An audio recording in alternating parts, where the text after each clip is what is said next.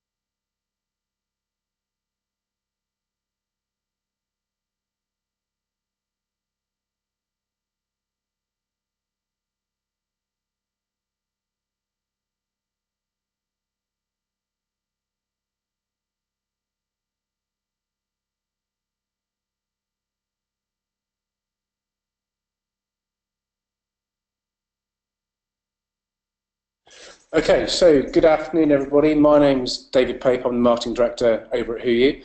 Thank you for joining us today. And today we're going to look at customer KYC remediation. Many of the financial services companies, the banks that Who You's dealing with, have been asking us, how do we re-verify the identity of our existing customers? And so this is some of our expertise that we've gathered along the way. So today, if I may, I'd like to initially, let's get the right screen. There we go. So I'd like to just give a quick overview of who You is and what we're trying to achieve in the financial services industry. Briefly examine the regulations around customer re-verification as laid down in the money laundering regs. And then thirdly, take a step back and say, look, it's all well and good being asked to do this by the regulations, but how do customers perceive it when they're being asked to re-verify themselves, provide their identity details, and how much do they fear that's actually a phishing attack? Then we can examine how to incentivize customers, what kind of levers regulated entities have. Then look at it as the re-verification process, as a marketing exercise, as a communication strategy. And then lastly, I'd like to share how Who You helps within this process to deliver a customer verification journey that helps re-verify the identities of existing customers. So first things first, who is Who You? So the company behind Who You, we've been in identity for many years now. We sold our old identity verification company to Experian back in 2012, and this time around we're trying to disrupt identity and do things very differently. The first difference with Who You is that we are trying to democratize identity technology and make identity technology available to people as well as to businesses. One of the reasons for that is that in today's digital age, whereby increasingly we do our business online, we buy things online, we shop online, we meet people online, we transact online. In today's digital age, sometimes one person wants to check the identity of another person. So our consumer site, whoyou.com, is there to act as a peer-to-peer identity confirmation service to help people when they need to know who they're dealing with and they might already have a little bit of doubt about who it is they're about to transact with. And that might be to be hiring somebody as a nanny or a tutor. It might be before they're about to give someone £4,000 because they've met somebody on a marketplace and they're about to buy their second-hand car or hire out their holiday home. So on the consumer side, we see lots of very interesting traffic.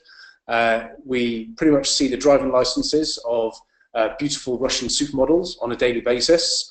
Occasionally we might see the passport of somebody who purports to be the President of Barbados, and obviously in those circumstances it's our job to go back to our customers to say, look mate, whatever you're doing, don't send them money, they're using a fake ID document. On the B2B side of the house, what we're trying to do differently there for the banks, the money transfer companies, the peer-to-peer lenders, the prepaid card issuers that are using our technology is to recognise that, look, there's lots of different companies out there that do identity technology, but by and large they all broadly do very, very different things. There's some companies that are good at database checks, other companies do document verification, other companies do PEPs and sanctions, other companies do facial biometrics, other companies might look at somebody's digital footprint, social media accounts to ascertain information about their identity. And because we're old enough and ugly enough, we're the first company to really unite and blend and combine all those different aspects of identity technology into one platform. So more about how HooYu works later, but essentially what HooYu is trying to do in financial services is not just make sure that customers can comply with their anti-money laundering compliance requirements, but it's really here to offer KYC as a technology to reduce account opening and abandonment. And we actually did a study earlier this year by interviewing 5 of the top banks here in the UK to look at what the success rate was for online applications. And the top level answer is that just 53% of applications for online for bank accounts in the UK were finished, and they actually got to the end of the process. So that means that just under half were actually being abandoned during the process, and the reason for that is over-reliance on traditional approaches to database identity checks, and in some cases asking customers to come into the branch to provide a copy of an ID document. So clearly KYC technology has a job to do to help satisfy not just the compliance requirements, but also to maximize customer conversion, to minimize the cost per customer acquisition. At the same time, of course, the job of KYC, as we all know, is to make life hard for the criminals, to target hard in the UK against financial crime, terrorist financing, and money laundering. And so HooYu is here to do this and to take the pressure off staff who are being asked to verify a Bulgarian driving license, a Mexican ID card, or a Canadian passport. So it's about preventing identity fraud and making life harder for the fraudsters, but at the same time making sure that clients can comply with the 2017 money laundering regulations. So that's probably a good jumping in point to look at these regulations and ask what it is that the regs say in terms of re-verification of existing customers. So this is from Part 3, Section 27 of the 2017 money laundering regs. I can confess happily to being a bit of a compliance geek and going through regulations to see how and where HooYu can help regulated entities comply with their money laundering compliance requirements. But there's there's lots of different sections in the regulations around re-verification of existing customers. This is just one part of it. So really it's all got to be down to the merchant's risk-based approach, of course, about when they re-verify the identity of their customers. And I guess that's covered here in point D. Bottom, any other matter which might affect the relevant person's assessment of the money laundering or terrorist financing risk. So that's all on a risk-based approach. There's no one-size-fits-all approach. It's all down to the customer, the product, the nature of the transactions, and that kind of thing. But there's also a trigger that's supposed to kick in, the change trigger, which is when the regulated person, regulated entity, sees that the identity of the customer or the beneficial owner behind that customer has changed, and that could be a change in status, a change in address, a change in name, and so on and so forth. And the other change trigger, of course, is transactions that look out of place in terms of the rationale for the business relationship, the rationale for the transactions, and anything that looks out of the ordinary there. And of course, the relationship between the customer and the regulated entity, and the change in that relationship can be deemed as a change in product, a change in behaviour, and so on and so forth. So, in other words, re-verification of existing customers has to be carried out not just at the start of the relationship, but re-verification has to be carried out during certain stages in the customer life cycle, the customer relationship. And that's, again, no one size fits all, but that's a brief overview of where you can find the relevant section of the money laundering regs in terms of the duties for re-verifying existing customers. So one of the main challenges that we hear of in terms of re-verifying the identity of customers is that those customers then have lots of fear around the threat of phishing, fraud and identity theft. And quite right that they do as well. It's important that consumers are aware of this and act accordingly and don't blindly give over their details. 1 in 3 of us have been a victim of this kind of fraud by now. Here's a couple of examples on the screen of fraudsters pretending to be Halifax, HSBC, Apple or PayPal, saying, hey, we need to update your details, we need to re-verify you. Oh, there's been a problem on your account, can you please log in here and provide your account login details? So the challenge that the regulations lay down to regulated firms to re-verify the customers is, of course, somewhat complicated by customers' fear over identity theft and by the threat of phishing. So it's vital to consider that in the light of how the customer is going to decode any request to re-verify themselves, to reassert their identity. So really the question is how can merchants effectively ask their customers to re-provide KYC information whilst assuaging them, whilst helping give them comfort that this isn't a phishing attempt by fraudsters. So I think the answer there is to look inside your business and look at your customers' behaviour and look at the different customer touch points that you have in terms of how do your customers interact with you and which of those touch points, which of those interactions that carry the least fear, the least perception of identity fraud and phishing. So what we've done here is to profile the different customer communication touch points that a regulated entity, a bank, a lender, a prepaid card issuer, a wallet might have with their customers, and then rank them from low to high in terms of how suspicious the customer might be that this is actually a fraud or phishing attempt rather than a legitimate interaction with their financial services provider. So right at the top in terms of the least risk, right at the top in terms of least risk is the telephone banking service, where of course a customer has actually called in to the number they normally use, or they've taken the number from their provider's website and they've called in to go over some other matter, and at that point that's the least suspicious environment where the customer is happy to provide some details for re-verification purposes.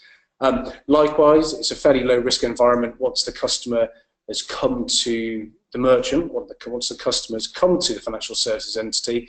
This time, instead of coming in through the phone, they've come in through the online banking facility. And certainly the online banking facilities that we all know and enjoy and love these days, most of them have a messages functionality where you have messages from your bank informing you of interest rate changes or changes in your account. Or of course, if that re-verification request were to be served, there's an ad or a pop-up once they're inside that app or their online banking facility. That would be a fairly trusted environment as well. Another environment that is a good way to promote this kind of customer re-verification program is on the bank statements, whether that's a physical bank statement or a PDF statement that's delivered by email. But then as we start to get down into the realms of receiving a letter, receiving an email, receiving an SMS, then that's really where customer suspicion is triggered and starts to kick in. So they're the more troublesome means of communicating with customers. And of course, many banks actually will say in their terms and conditions, we won't communicate with you to ask you for additional data, to ask you to provide your account details. So that kind of makes it doubly complicated for the re-verification, the remediation process. So thinking through some of the lower risk environments then, this is probably the least risk environment whereby a customer calls in to the customer service centre and they're asking to check the balance on their account or the value of their account, or they're asking to change a direct debit. So at that point, of course, the customer services team resolve that query, and then they will say, oh, there's one last thing today, madam. As part of our policies to prevent financial crime, we're required to re-verify the identity of our existing customers. Is that okay? At that point, the customer is in that high trust environment, and yep, sure, what do I have to do? Oh, thank you, madam. You're going to receive a text shortly asking you to use the Who Identity Confirmation service to re-verify yourselves. Is that okay? And then the customer service agent sends the Who request by text or by email at that point. So that's one particular way to get around the challenge. And then, of course, once they're in the verification process, that they get taken through the Who verification request, and they're asked to provide information to re-verify their identity. More on that process later. So the next thing to consider really is how to incentivize customers to undergo the re-verification process. Of course, it's something that an LRO is very, very keen and passionate about. It's something that the existing customers might not have time for in their busy lives, and it doesn't really mean anything to them. Unless you start to think from the customer perspective, that is. So in other words, what's in it for me? That's the mindset that you have to enable to drive behaviours, to drive activity, to stimulate a customer into doing something. So, in other words, what new product or feature might they not be allowed to use unless the re-verification is completed? One of the things that we've seen the challenger banks be very successful at is the wait list. So, in other words, register now for this new cool fintech instrument. And you'll be the first of your friends to be able to enjoy this new account. So the waitlist approach could be one way to do that, or certainly playing on FOMO, the fear of missing out. How can institutions use marketing tactics, really, I guess, to encourage people to come back and re-verify themselves in exchange for access to a new feature or a new service? At the same time, of course, it's not just about what's in it for the customer, but the regulated entity certainly has some levers.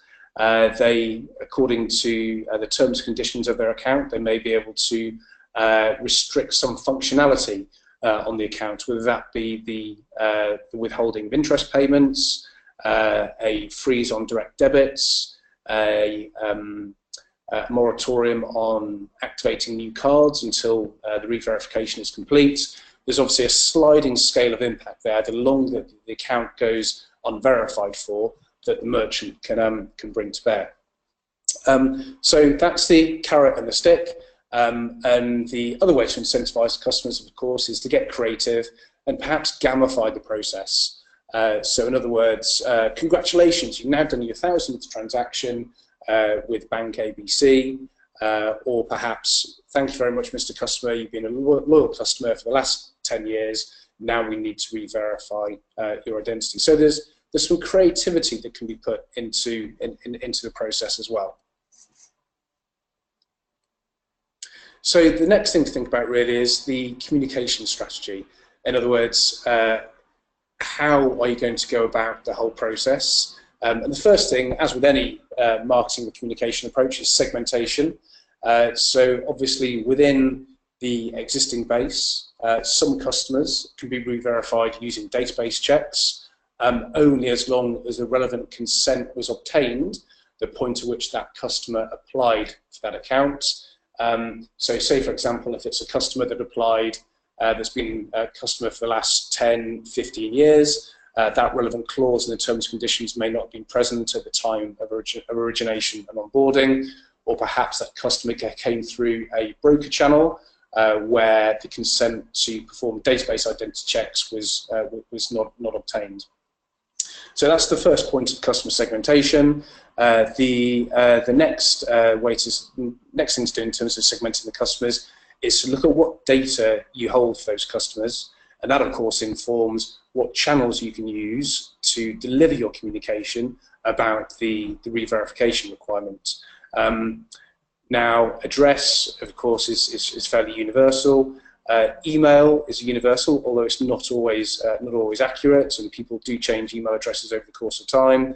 And mobile phone numbers. So the latter two, of course, email address and phone numbers, are subject to customer data entry, and can, of course, be slightly incorrect. And the other relevant segmentation, of course, is age. So in other words, if the customer demographic is under 18, under 19, then the database check route to re-verify their identity might not yield much success. So in which case you might think of using an alternative approach to gather an ID document, an address document, to re-verify them that way instead.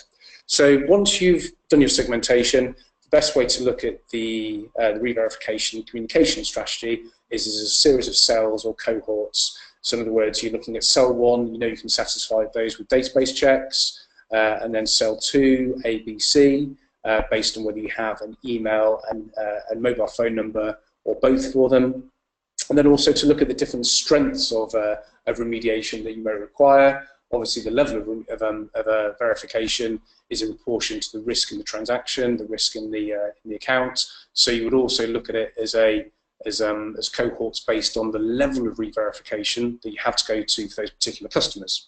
And lastly, I think at this stage, once you have the data's in your hands, you segmented it, that's the point at which you can take this to be a data cleanup exercise. So in other words, look at all the email addresses that instead of saying Gmail, say Gmail and other such little typos, clean up that data and get a more accurate customer database before you actually go to stage 2 and beyond in terms of delivering the remediation process. So stage 2, of course, is thinking about how you're going to communicate to these customers. I've found in marketing over the years that the best process, the best way to communicate anything, whether it be internally or externally, is to follow the old adage, tell them what you're going to tell them, and then tell them what you've told them. So in other words, a multi-phased approach to your communications. And I think this sort of drip-feed process as well also helps alleviate the fear of phishing and identity theft as well. So the approach I would take would be to give the customers an initial heads up, and this could be through the website, through an email, a formal reminder that perhaps comes in the post, and then the who you request, the re-verification request, can be done within sync of those that three-pronged approach actually. So that's how I would follow the communication strategy, and of course it's really important to align the internal resources as well. Prep your business in terms of both the inbound and the outbound efforts. So in other words, you're bound to get some questions from customers. Look, I've been a loyal customer for the last 20 years.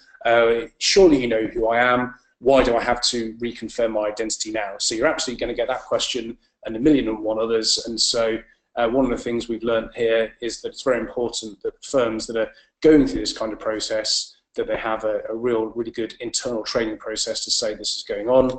And of course, in terms of being proactive and doing some outbounding, perhaps using the customer services team to be calling people up saying, hey, we need to take you through the re-verification. Can you please give us a minute to talk through the process? So there's obviously a key internal component to that as well. So that's some of the learnings we've had from working with our clients over the last year or so. What follows now is a few screen grabs about who you can be triggered to create a re-verification process to deliver a really great digital customer journey that takes your customer with you. So here we have a couple of screenshots. So one particular way to trigger a who you request is to send an email or send a text message to the customer, obviously with lots of warning beforehand and availability of information to make sure that this is a legitimate request. And then once the customer clicks on that link, they then get taken to stage 2, which is a landing page that explains why they have to re-verify their identity, explains the process they're about to be taken through, perhaps with a little video of what they're going to have to do, and so on and so forth. So then stage 3 is really where the hard work starts and where who starts to re-verify the identities of the customers. And of course, this process is just the ones that can't be re-verified using the traditional database approach. That's obviously the tried and tested way to re-verify, to verify someone's identity. But the first thing that who is going to do is do a little bit of geolocation to see where the user is when they perform the who request. But we translate that location into latitude and longitude coordinates and a location score by geolocating the browser and the device that's being used. That's very much an invisible part of the process, but the first thing the customer is going to have to do proactively is to take a selfie. And obviously the selfie process is so we can perform facial biometrics between the face in the selfie and the face in the ID document. And this goes above and beyond the AML regulations, of course, but in this age of data breach, it's a good idea to perhaps put new defences in place, not just to rely on the existing processes. And so the selfie here really is a bit of impersonation detection to prevent the fraudster from stealing someone else's ID document where they might have a passport or a driving license, but they wouldn't have the face. And of course, liveness detection is a very important part of that process as well. So the next stage the customer goes through is the digital footprint. This is very much an optional part of the who you process, but again, it's another key impersonation detection functionality.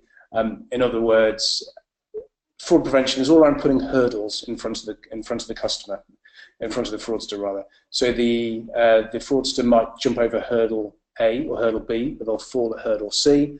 And these days, digital footprints from based on how we all buy and bank and shop and chat away around the internet provides a very, very rich source of identity data.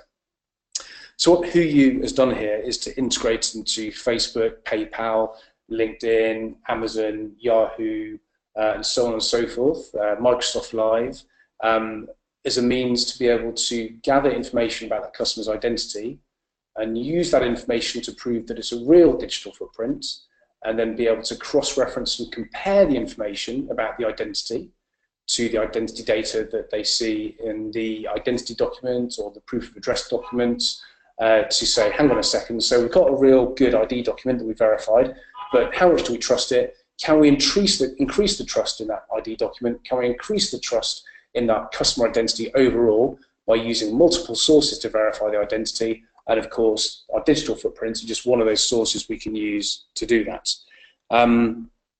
Of course, WhoYou doesn't take the digital footprint data at face value. It tests it and measures it and interrogates it first. In the instance of Facebook, for example, what we do is we evaluate something like 300 different parameters of that Facebook account. For example, we might look at how old the account is and how many people that they're connected to. So in other words, is it an account that was made last night and are they connected to like 5 other dodgy profiles? And does this look like an account that's been created for the purposes of defrauding Bank ABC? Or does the profile have a history of going back 2, 3, 5, or maybe even up to 10 years? And how many people are they connected to? What we'll then start to look at is the amount of content that's being put through that digital footprint. So in other words, how many albums, how many photos, how many videos, how many posts, how many book reviews, and so on and so forth. And we'll measure that content over the course of time, and we'll weight that content over the course of time. Very recent content we'll mark down in case that's a fraudster who's frantically trying to legitimize this newfound digital identity. And so what we're looking for is content spread over the course of time. One of my favorite pieces of analysis that we do on a digital footprint is to measure not just how many people they're connected to or how much content they put through that, but we actually measure how many other profiles have interacted with that profile. So for example, my Facebook statistics are that I'm connected to 147 people, but 297 other accounts have actually interacted with my content. So mathematically, exponentially, that makes it really, really hard work, much harder work for a fraudster to create a believable digital footprint than it is to be able to procure and produce some form of identity document. So that's the digital footprint section. It's a great way to gain all-round identity confidence in a customer, as opposed to saying, yes, they've given us an ID document. But it is an optional part of the process. Not everybody has a digital footprint. Not everybody might want to use their digital footprint. The way that some of our clients use this is they mandate the digital footprint on high-risk transactions, and obviously risk is defined in many, many ways. So the next stage, of course, is the document verification. This is really translating what is a current process in the bricks and mortar world and translating this for the internet age by enabling the ID document to be gathered during this session and verified during this session as well. So the merchant can really choose which ID documents they're happy to accept, and in fact this can also be used on a risk-based approach. So supposing it's re-verification of a customer who is in a high-risk bucket, then you might be saying, oh, this re-verification must give us 2 identity documents. But if it's a low-risk customer, then 1 identity document may suffice. And of course, what Who is going to do here is to verify the security features on the ID document, analyze the document for signs of forgery and tampering, and produce a report, a confidence score, to say whether or not the document has been classified as good. And of course, what we can also do is move on to the proof of address document collation. And what Who you will do here is to compare and contrast the address that's on that customer file as per the application versus the address that can be seen on the utility bill, the bank statement, and so on and so forth. So that's really helping reflect the name and the address, the name and the date of birth verifications. Instead of being through traditional database routes, it's being offered through the ID document and the proof of address document route. Of course, the regulators, they do like to see the database route first, but if that route isn't possible, then this is another good way to verify the identity. So what we also do, of course, is we upload the document, we guide the customer through the process, and if the customer gives an image that is out of focus, or if there's too much light reflecting off the image, or if they've got the hand all over the image, or they've only provided a partial image, our computer vision technology will triage that document and will display a dynamic error message to go, oh, sorry, that image is out of focus, can you please take it again for us instead?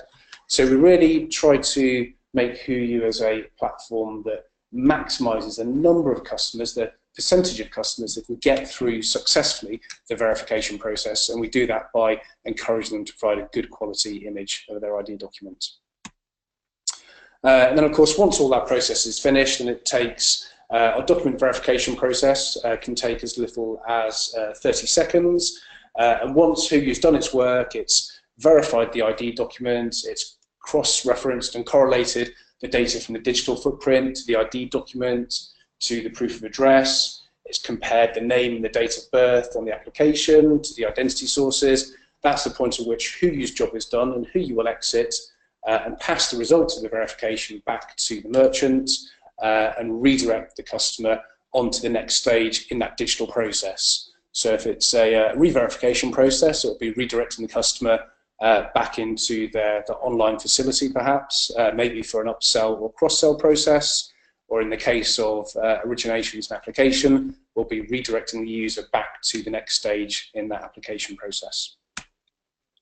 And of course, this is the HooYu identity report that we serve back when a customer has been verified. And obviously what you see here is, yes, the customer's passed, yes, there's been a good identity document, yes, we've verified the identity of the customer, but as opposed to just putting the ticks in the box from a compliance perspective, what HooYu also does is to provide an identity confidence score. And the way we verify the confidence score, the way we produce the confidence score, is to say, oh, okay, so how many sources have been used, and how much data did we garner from those sources, and then how well does the name, the age, the date of birth, the gender, the nationality match across those sources? What was the quality of the facial biometric match? And overall, that rolls up to our master score. And again, this is where who you can be used on a risk-based approach. In a high-risk transaction, the target identity confidence score might be 70%. In a low-risk transaction, it might be 50%. So HooYu offers not just a compliance process, but also a risk-based fraud prevention process as well. So that's very much how the HooYu process works. That was a quick tour of some of the considerations in terms of how to think about fear of identity fraud and how to maximize success rates in customer remediation programs. And I'll be very happy to stay and answer some of your questions. So please do feel free to use the question box in your GoToWebinar panel. Thank you very much for your time. I'll be happy to take any questions if you have any.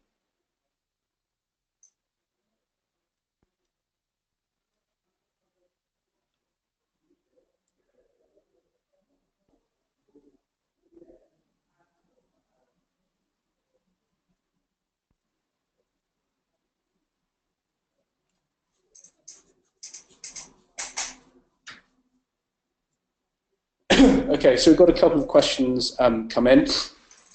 One question is around geography and how universal the service is.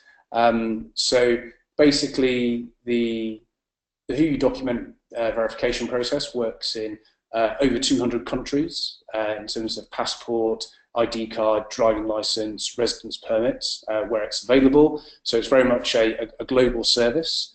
And then in terms of the digital footprint analysis and interrogation, that service is global also. Let's see, are there any other questions?